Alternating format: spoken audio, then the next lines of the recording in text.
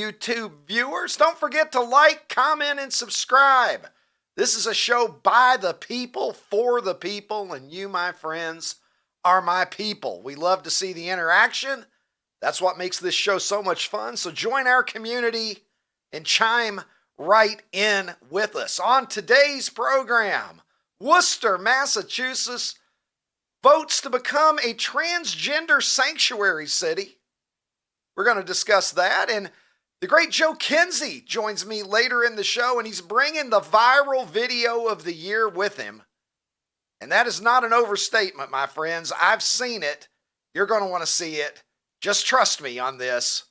We're going to get to it later in this program, but we will begin with masculine maximalism is what they're calling it. A lot of people are trying to define what Donald Trump and Elon Musk are doing here in the first month of the second Trump administration, and some are concluding that they're leaning into their raw masculinity, maximum masculinity. In fact, I have never heard of this concept. I'm going to guess that you probably haven't either, but let's take a look. We'll try to explain it. You're seeing it happen in real time, according to Axios, at least. Saying here, I'm going to quote, President Trump and Elon Musk, arguably the two most unorthodox and influential American leaders of the 21st century. And I'm going to say that it's not even arguable. I do believe that they are that. Axios contending that they're practicing and fine-tuning a fused theory of governing power, masculine maximalism. Trump and Musk believe powerfully in maximalist action and language carried out by strong, mostly white men, again, according to Axios, as blunt, uncompromising instruments to prove new limits both to power and to what's possible. Well, okay. They certainly are behaving decisively. I will tell you that. Is it masculine to show up and get things done? I'll let you decide that. But it certainly seems to me that what we're seeing from the Trump-Musk White House is unorthodox, to say the least. Can you handle maximal masculinity? Axios going on to say that in business and politics, both Trump and Musk feed off of each other's natural instincts to do, say, and operate by their new rules. Instincts that made them rich and famous and impervious to traditional social norms, the kind that you and I are supposed to follow. Trump and Musk view masculinity quite similar. Tough guy language, macho actions, irreverent, crude, hairy balls. Perhaps playing into this somewhere. Axios concluding that so much has happened so fast that it's hard to measure what matters most in the first 3.5 weeks of the Trump presidency, but stepping way back and appraising the totality of the actions. This is the new power theory across all of government in the Republican Party. And you know what? If that's what it is, Axios, I'm all for it. Maybe a loss of masculinity is what led us into this abyss that we're trying to climb back out of, where we can't even tell the difference between a man and a woman anymore. If it takes a little maximal masculinity, masculine maximalism, in order to be able to point out the obvious and get a little bit of shit done, sign me up. You can sign me up for this as well. Some of you are going to remember the most badass 1-2 punch at the top of any rotation ever. And I say that with all respect to Sandy Koufax and Don Drysdale of the 1960s Dodgers. This didn't last very long. It lasted for a half of one season, in fact. J.R. Richard had a stroke, some of you will remember, right around the All-Star break. Functionally ended his career, but my God, what could have been? Don't look at this photo for more than 2 seconds. The human eye can't process this much badassery, or should I say, masculine maximalism. That, of course, J.R. Richard and the great Nolan Ryan there together. Two guys who knew a little something about throwing a baseball 100 miles an hour or more. Donald Trump and Elon Musk are certainly throwing fastballs, whatever you want to call it. The Wall Street Journal saying that they've accomplished more to limit government sprawl in 3.5 weeks than Ronald Reagan did in 8 years. And Ronald Reagan certainly made government shrinkage a priority during both of his terms. The Wall Street Journal, an opinion piece here, Democrats ought to love Doge.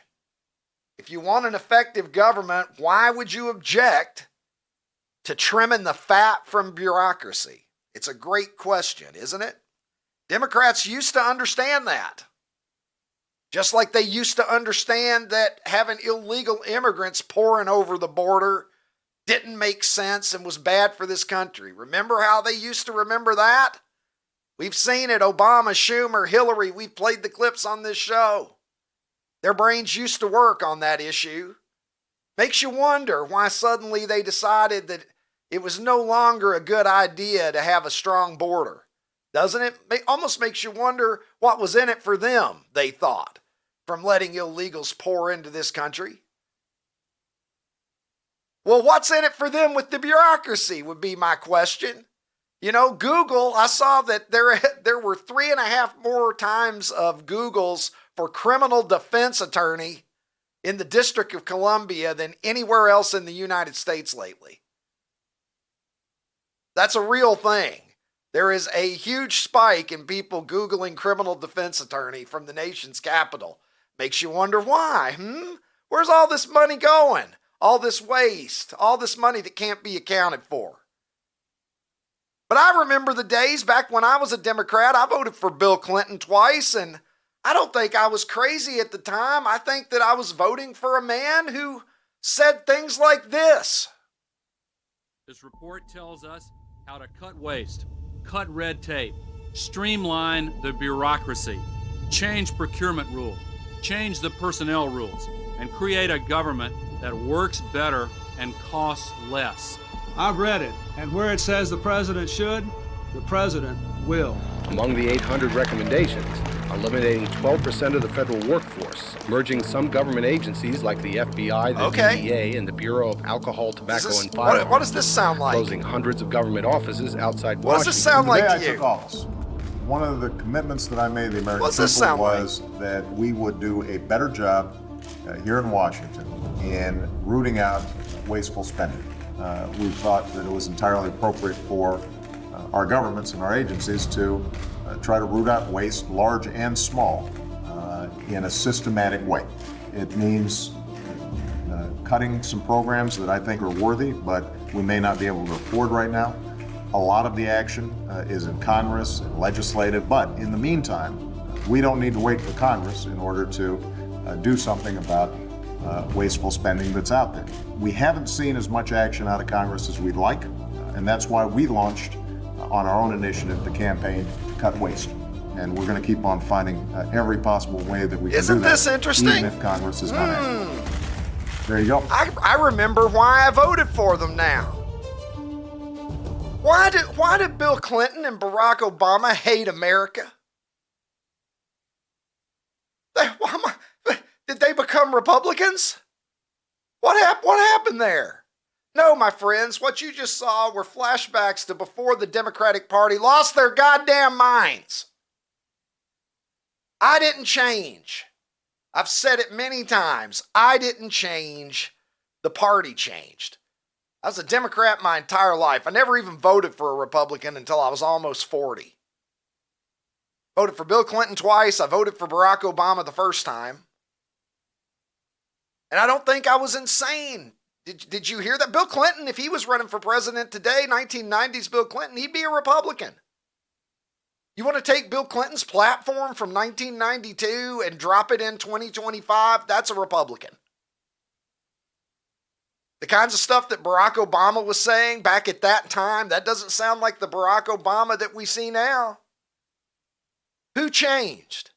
Was it me or was it the party that changed? I catch a lot of criticism, but I go where I find rationality and common sense. And right now, I'm finding it to be very much in evidence. Let's secure the border, which they've already done a very good job of, and let's find all the ways that our tax dollars, my tax dollars, your tax dollars are being fucking wasted.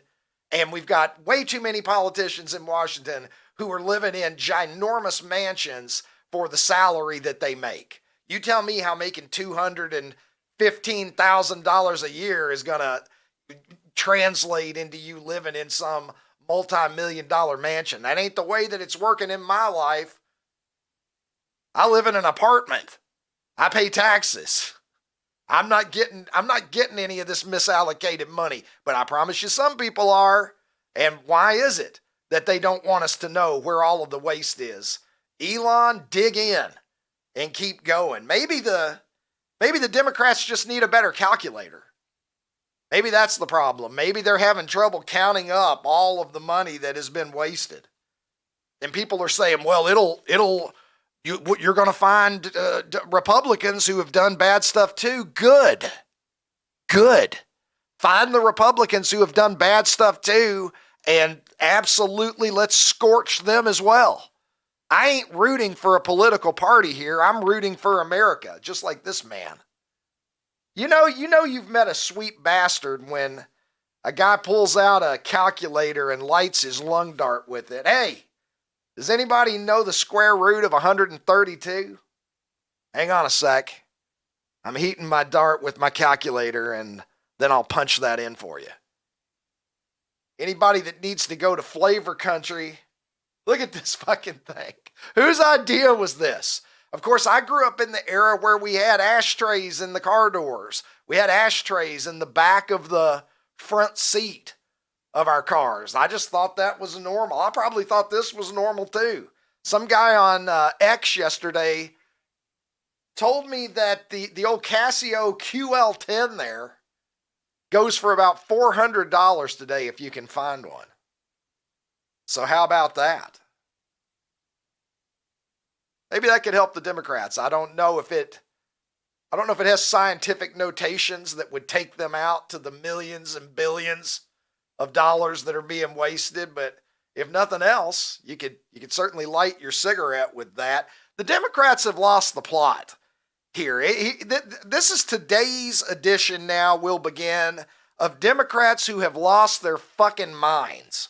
Let's just go ahead and begin right here. Let's roll tape and then we'll break it down.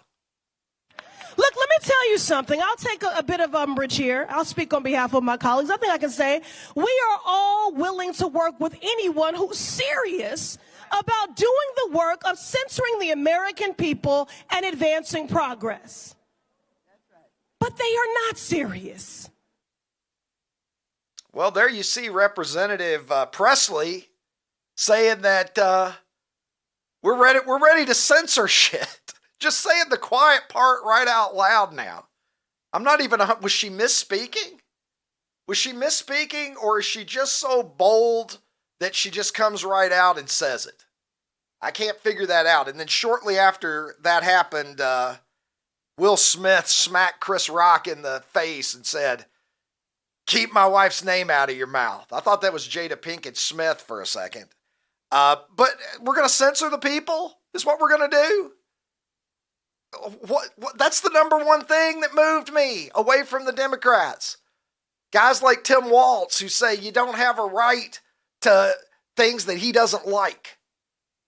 Who determines it? I don't want to live in the dystopian future where people show up and knock on my door because I've made a post on social media that hurt somebody's feelings. It's the direction we were heading. Or maybe the problem is just sexism. That's another one of the favorites of the Democrats. And look, I got 5 daughters. I'm against sexism. The most important people in my life, the 7 people in this world that I love the most, my mother, my sweet girlfriend, and my 5 daughters are all women. All right? The 7 people that I would first lay down my life for to save them in any kind of a crisis situation are all females. I'm as against sexism and the mistreatment of women as anybody, but I'm against stupidity Let's roll tape. Yesterday, I met with a manufacturing company, but they also are engaged in getting young people more engaged in manufacturing. So I asked them, so how many of those students that are signing up and want to do this, how many are women? And they said, well, I know there's at least 13% or something. It was a low number. And you had mentioned trying to engage more women in manufacturing. I'm just wondering if just the name manufacturing sounds like a guy. You can't make it up. Like, who thinks of this? This is so strange. Have you ever once associated manufacturing with the word man? I'm 53 years old. That has never crossed my mind until I heard this Democratic Congress woman say this. Is this some patriarchal society problem? We're going to have to change the word of manufacturing now. Is it going to become person-ufacturing? Is that what she would prefer? Is this still real life? I'm calling the batshit crazy out for batshit crazy. This country has real problems, and these people have been huddled up, so wrapped up in their own bullshit that they have wasted how much time that they could have been dedicating towards trying to figure out how to make the average American citizen's life better with just shit like this. Maybe the word manufacturing is a problem. Maybe you're crazy, ma'am. I submit to you respectfully. There's a lot of crazy going on in our society, and I didn't think I would see this one coming. John Rocker. Remember John Rocker, Atlanta Braves pitcher? Jeff Pearlman wrote an article on him for Sports Illustrated in which he said a bunch of dumb shit that he shouldn't have said, and he was shamed for it. He's back now in the public sphere. Showed up on X a couple of months ago, something like that. I noticed, okay, John Rocker is going to try to come back and maybe use his persona in some kind of way. And sure enough, I didn't see it going here, but look at this. Patrick Mahomes Sr., former Major League Baseball player, and John Rocker getting into a kerfuffle in New Orleans. I think that's on Bourbon Street. I don't know. Tim and I could have just wandered into this. 23 million views of John Rocker and Patrick Mahomes Sr. going at it here. And enter Dave Portnoy. Roll tape. Guess what we got, boys and girls? Rough and Rowdy, April 19th, Wheeling, West Virginia. Bad Friday. Two guys, none of this like, I liked Tyson, Jake Paul. They're great. They're fucking making up and like fucking each other after the fight. This is real bad blood. And just to show that I don't hold grudges, I know Patty Mahomes, the Super Bowl guy, the guy who just got doors blown off, said he hated Barstool. Well, now your dad's fighting in our company against John Rocker, so I'm going to save a seat, free of charge. Patty Mahomes and crew, no bad blood. We can make up, watch your dad fight. That's an open invite. Have you ever seen any of these rough and readies that Barstool does? It's just guys, from what I can tell, I've seen a few on YouTube. Just guys fighting each other. I've seen dwarfs fighting. I've seen rednecks fighting. They just have unskilled people get into the ring and just try to beat each other up. And so now Dave Portnoy and Barstool getting involved. John Rocker versus Patrick Mahomes Sr. And I'm ashamed to say I'm interested. God help me. I want so badly to condemn this, but I wouldn't be who I am if there wasn't that little streak running through me that just thinks, well, I wonder how this is all going to go down. And by God, maybe I've got maximal masculinity. Maybe it's maximal stupidity. I'll let you decide.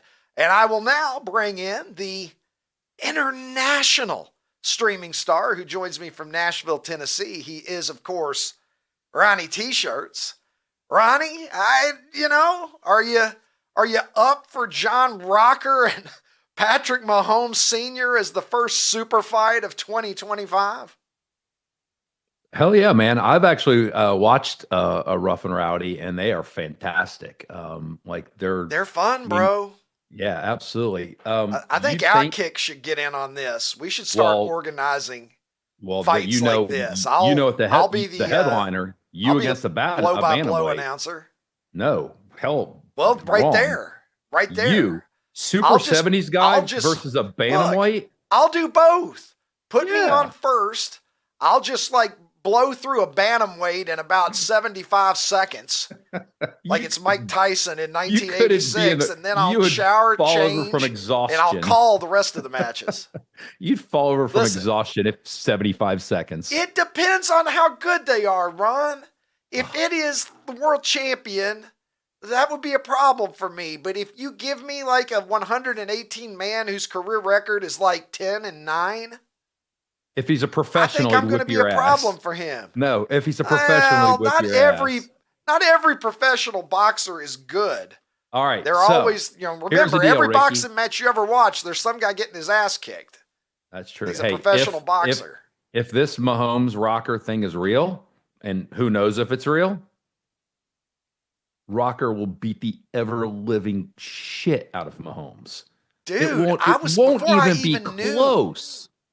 Before I even knew that Dave Portnoy was going to get involved, just when I saw the video of them, John, I looked at it and I thought, this ain't going to be good for Pat Mahomes if they actually start throwing hands. John Rocker's built like a tank. Brick shit house. Looks like he has a considerable size advantage.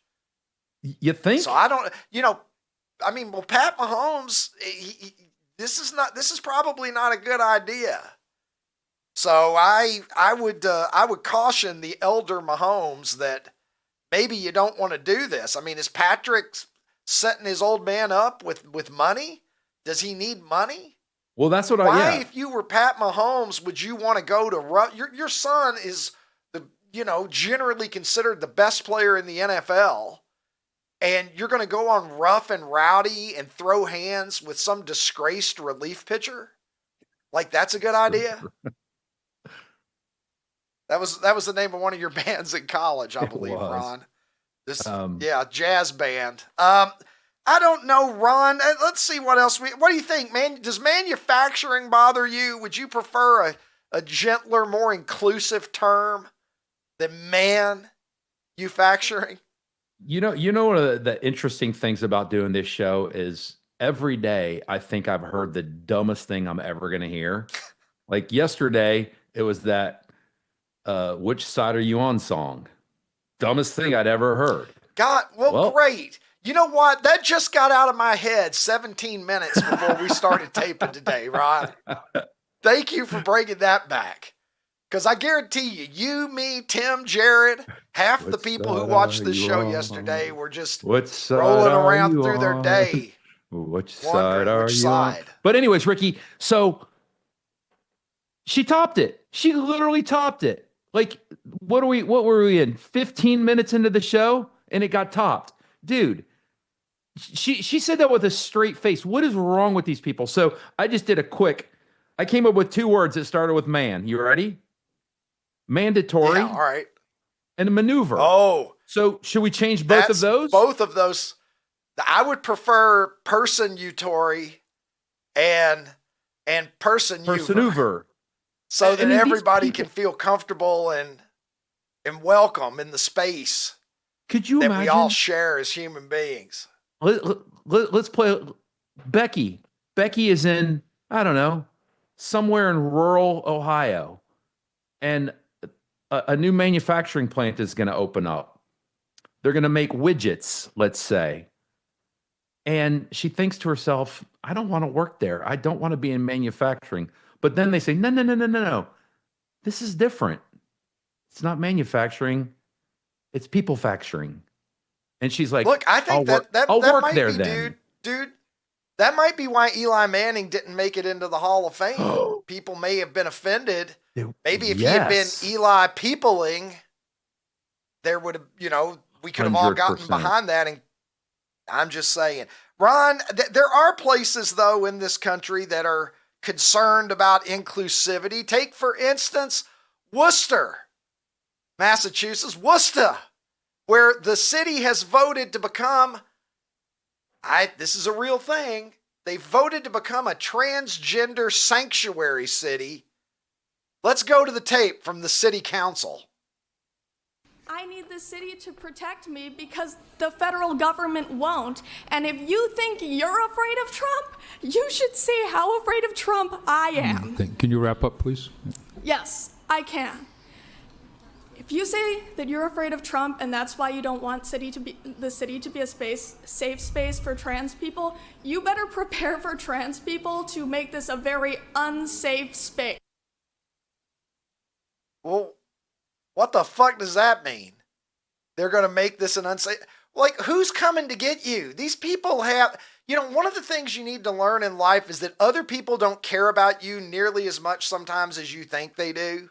It's like if you're going to give a speech in front of a classroom or something like that, something that I presided over countless times during my professor career, I would always tell students, like, look, you're nervous. And public speaking is a huge anxiety that a lot of people have.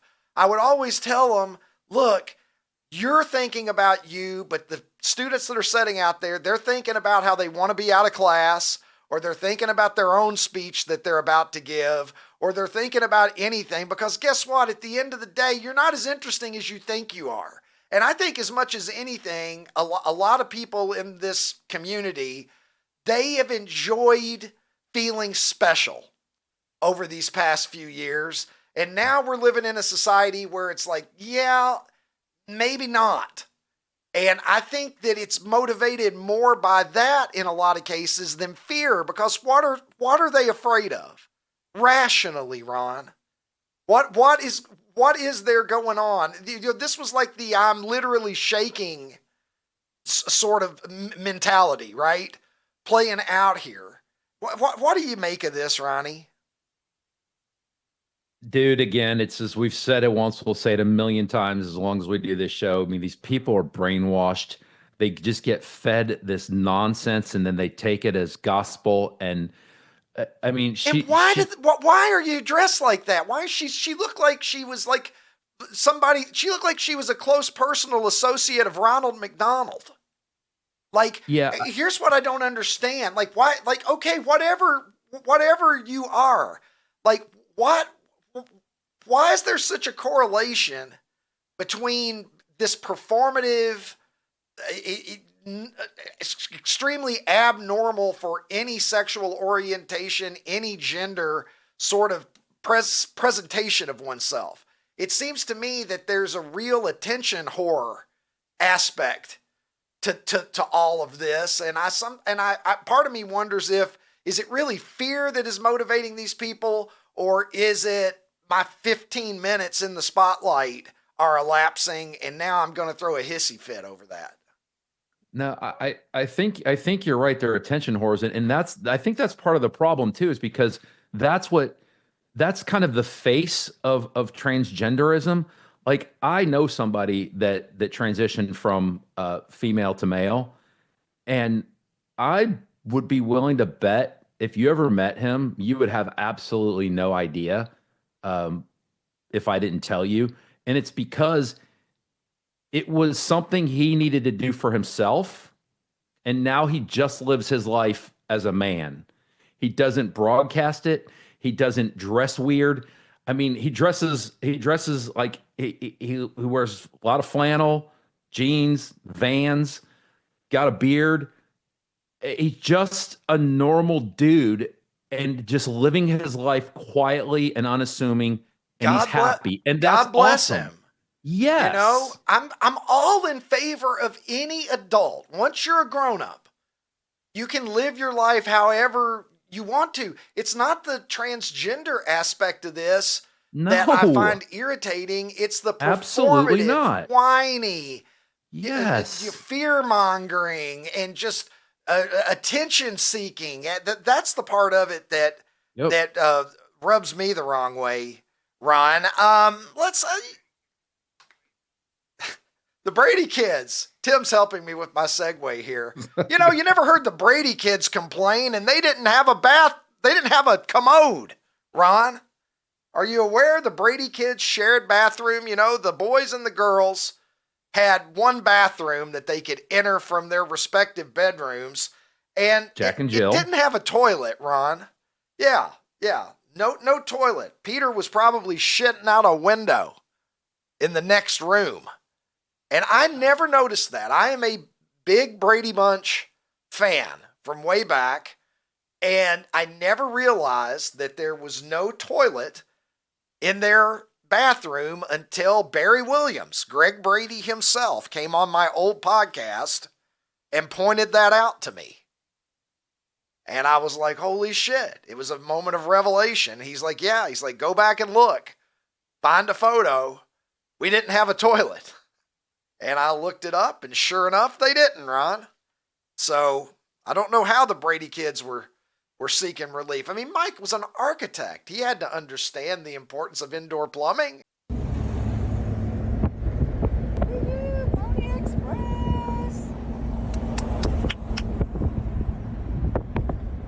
Oh yeah, that's his teammate. Oh my goodness. Well, what a beautiful way to, I know we're going to watch that at least 2 more times, but what a wonderful way to bring in my next guest. He is, of course, OutKick's Senior Director of Content, the commissioner of the Thursday Night Mowing League, and a great American. Joe Kinsey joins the program. Joe, I got to tell you right out of the gate, as the Twitter/X guy, as a guy who made my reputation there, I got to say, I'm a little jealous at the number of likes that you've gotten with that video. I think you've gotten more likes already with that, and I'm sure it's way higher now than it was when I checked it last night, than anything I have ever tweeted in my life. But you know what? I ain't even mad at you. Well deserved. Tell me the context, if you know it, around this amazing piece of video. Ricky, you know what? I follow a lot of accounts out of Texas. There's a lot of great content that comes out of Texas, and I caught this one instantly. I caught this one with like 25 likes on it, and I don't know. I muted it. I think it's at like 200,000 likes now, right, Ricky, on my account. Ricky, I don't get emotional over how many likes I get. I know there's some people that are very emotional over it. I just love this piece of content. I don't even know if this guy's alive. I don't know if he's paralyzed. I just cannot get enough of the sound. The sound of that collision, Ricky, will haunt me forever. So this is viral. My kids don't give me any more credit than they did yesterday. My wife does not care, Ricky, but the internet loves this video, and I'm forever grateful to the internet. And we still don't know like who that person is or what was going on there with the cop cars or whatever that were either escorting him, or what was going on there exactly. Okay, so we know there was a Pony Express. They run a piece of paper, I guess, from Houston to Austin to invite politicians, I believe, to the Horse Expo in Houston. And they have this tradition where they run this piece of paper all the way to Houston. I may have this all mixed up, but this is the way I understand it. They ride the horses, and they've been doing this for like 200 years. I don't know, however long they've been doing it. And it doesn't make sense whether he's ducking, like to get under the sign, or what he's doing. But maybe maybe it was his first Pony Express. Whatever it was, I guarantee you he never hits another sign again, because he may be paralyzed. Because he's dead. Yeah, he's dead. He might be dead. That's what happened there. Ricky, if you notice, I added that disclaimer in there. He delivered that letter to St. Peter, let me tell you. Yeah. I hope he's not dead, or I'm going to feel like a real dick. Right. I don't want to feel like a dick. I want to be on the up and up. So anyway, hopefully that guy's fine. We'll check on him, Ricky. Well, there's nothing like that one. Let me tell you, we got the leader in the clubhouse for 2025's video of the year. That's where the bar is. Every other fucked up thing and fucked up person in this country. Now you know what you've got to Game on. watch it. The threshold game is on now. Ricky, what are your thoughts on students storming fields and storming courts after victories on their home fields in college? I'm generally okay with it as long as I feel like the victory is worthy of that level of excitement. I don't like to see people storming the field for wins that are just kind of like, okay, settle down. This really isn't that big of a deal. But if you knock off the number one team in the country or something like that, big rival, I like to see it once in a while. Yeah, if you win a rivalry game in some kind of stirring fashion, I think they're good as long as it's not just happening all the time, because what makes it special is that it doesn't happen all the time. So I'm overall kind of in favor, I guess. Well, Greg Byrne, the athletic director at the University of Alabama, is proposing, are you ready for this? This might be one of the dumbest things I've ever heard in my life. And we hear a lot of dumb things on this show, Ricky. He's proposing that if a court or a field is stormed, the team that students storm the court automatically has to forfeit that game. And he says that'll stop. You know what the first thing I'm thinking of now is, Ron? What? I don't want to get into conspiracy theorists, but it's like makes me think about the air quotes insurrection, J6. Can you imagine, like, if let's say that you're, fucking Texas at Alabama. Yep. And you just plant like about 25 aggressive fake Alabama fans in the crowds, like, we're gonna storm the field, let's go crazy, let's do this. Yep. Get them to all storm the field and then say look, how mad would you be? Because at the end of the day, you cannot control 80,000 people, particularly when a good chunk of them are drunk, inebriated college kids, right? Can you imagine Ohio State? How would you feel if Ohio State wins a game, big win for Ohio State, and then the fans storm the field, and now you have to immediately terrible idea. This is a terrible idea. He might be right. I don't even think that guarantees that it would end it.